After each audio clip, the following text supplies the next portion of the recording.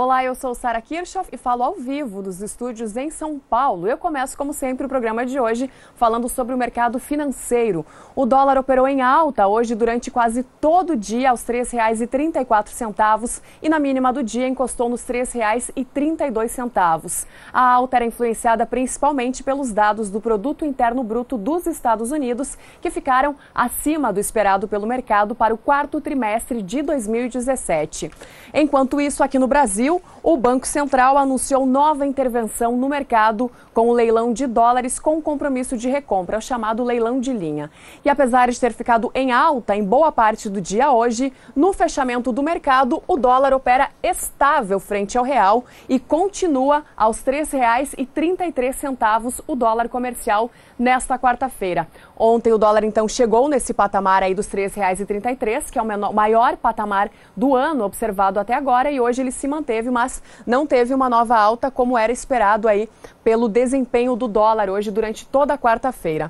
Enquanto isso, o índice Bovespa, que operava em queda durante quase todo o dia de hoje, conseguiu reverter as perdas e termina o dia com uma leve alta de 0,07% aos 83.874 pontos. O índice Bovespa era puxado para baixo, principalmente pelas ações da Vale, Bradesco, Sabesp e também Vale, Bradesco, Sabesp e Petrobras eram os destaques negativos hoje do índice Bovespa, o principal índice da Bolsa de Valores de São Paulo. Mas, no fim do dia, então, o índice Bovespa conseguiu ter uma leve alta de 0,07%.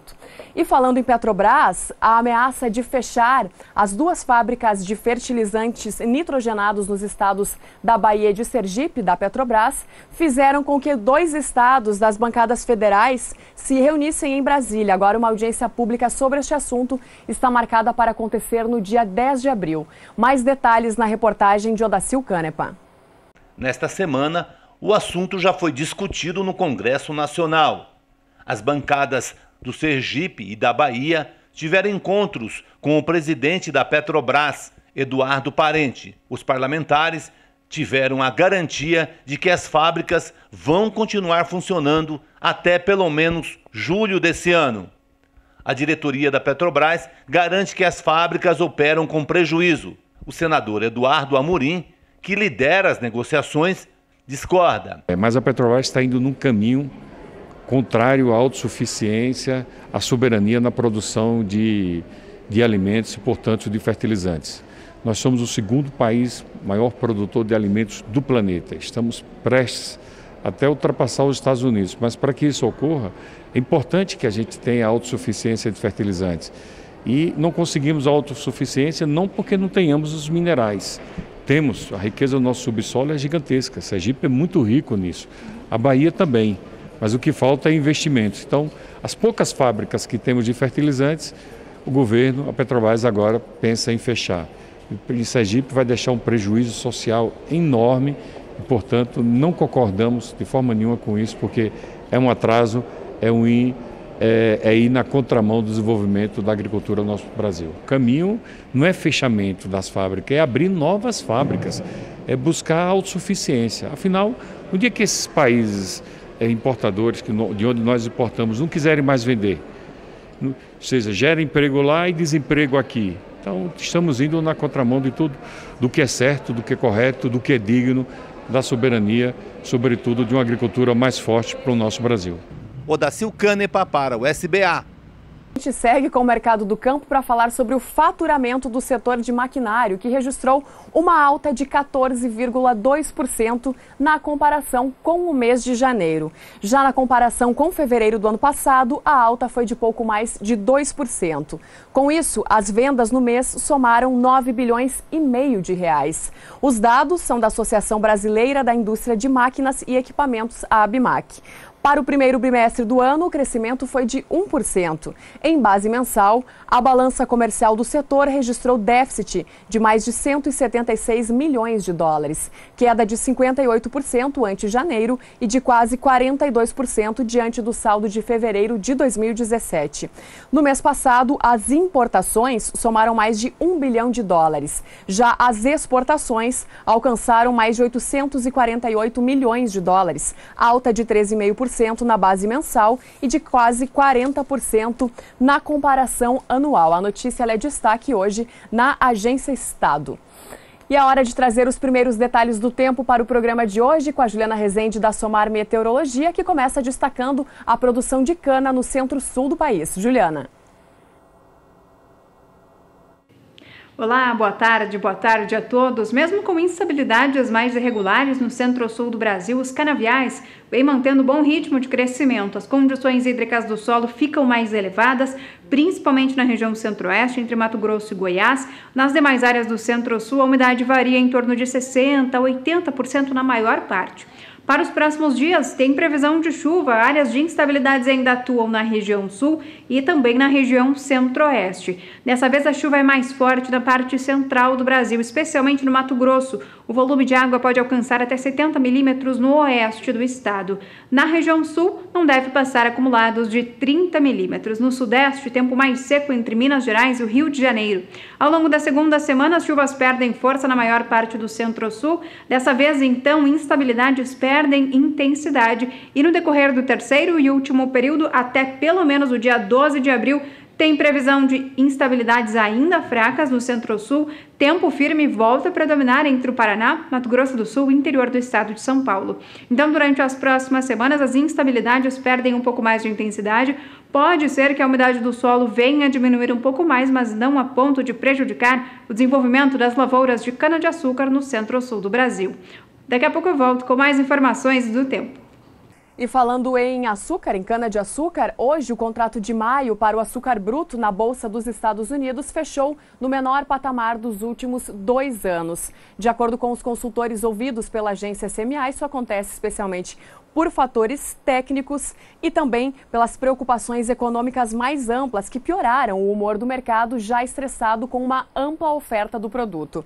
De olho na tela, eu começo destacando então justamente os contratos com vencimento em maio, que hoje recuam acima de 2,5%.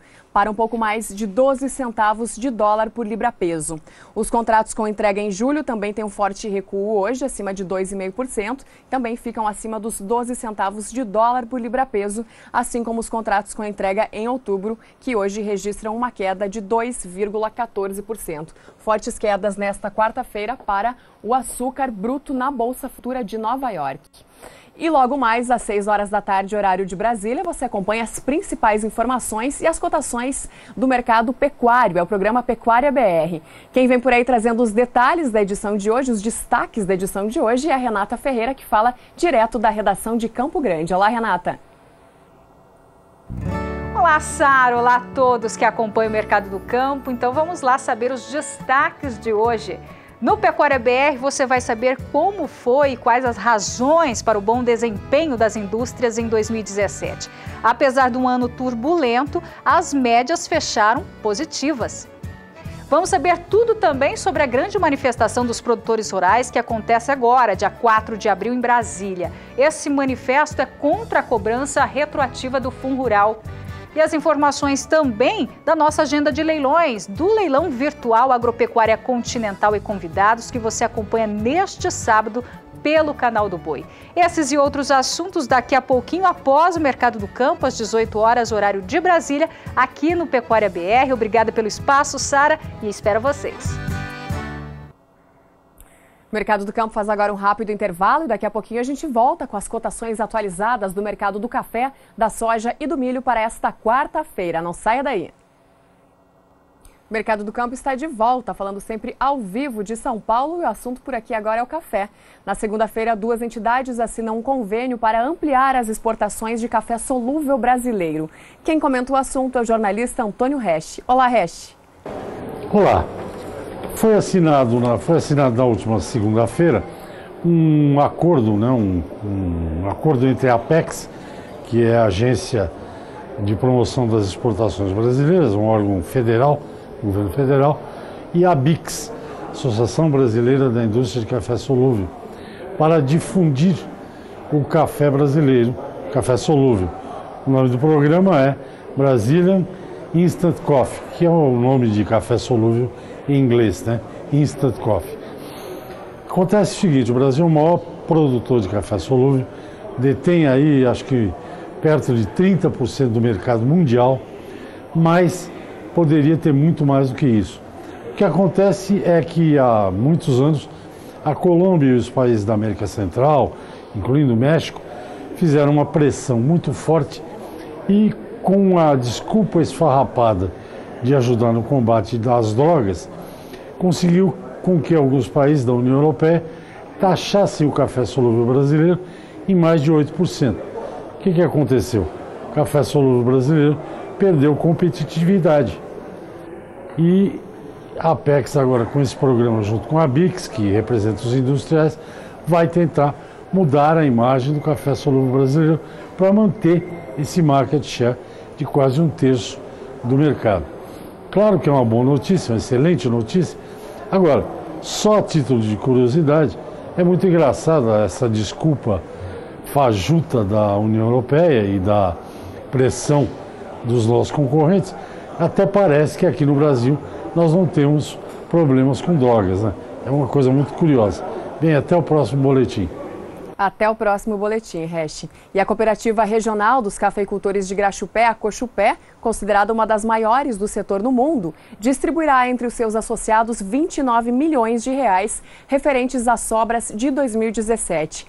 22 milhões serão devolvidos diretamente para os associados a partir do mês de abril, enquanto outros 7 milhões de reais serão destinados à conta capital social, que é uma espécie de poupança administrada pela Cochupé. A notícia é destaque hoje na Agência Estado. E falando em café, o preço do café arábica registra queda hoje mais uma vez na Bolsa Futura de Nova York, acompanhando a produção no Brasil, que promete aí ser muito boa, e com isso os preços ficam pressionados. De olho na tela, contratos com entrega em maio, recuando 1% na sessão eletrônica de hoje para $1,17 por libra-peso.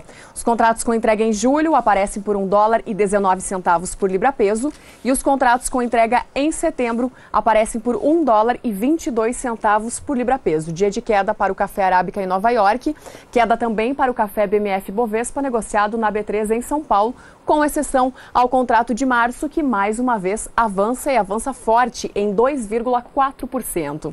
Já os contratos com entrega em maio recuam 1,11% para $142,15 a saca, enquanto os contratos de julho registram uma queda de 1,15% para $138,05 a saca, e os contratos com entrega em setembro, mês referência para o mercado do café, registram desvalorização de 1,09% para $145,60 a saca, no ajuste atual subindo aí 5 centavos nos últimos negócios. Café robusta na Bolsa Futura de Londres segue este movimento de queda do arábica em Nova York.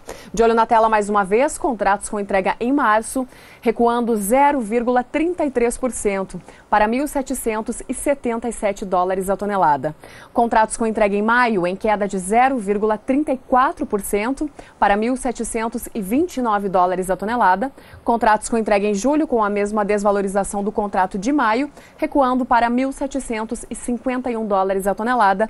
E contratos com entrega em setembro aparecem por $1.753 a tonelada. Quarta-feira é de queda para os futuros do café.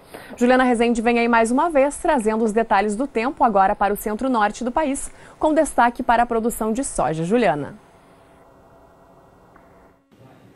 A colheita da soja na metade norte do Brasil está em fase mais inicial. Os produtores ainda não ganharam muito ritmo nas atividades no campo. Agora, as condições hídricas na maior parte da região norte e interior do Nordeste seguem bastante satisfatórias para as lavouras de soja, que ainda estão em fase de desenvolvimento. Para os próximos dias, tem previsão de chuva forte na região norte e até no litoral norte da região nordeste. Tempo mais seco vai predominar principalmente na Bahia, e nas demais áreas onde chove são pancadas de forte intensidade e também com maior volume de água.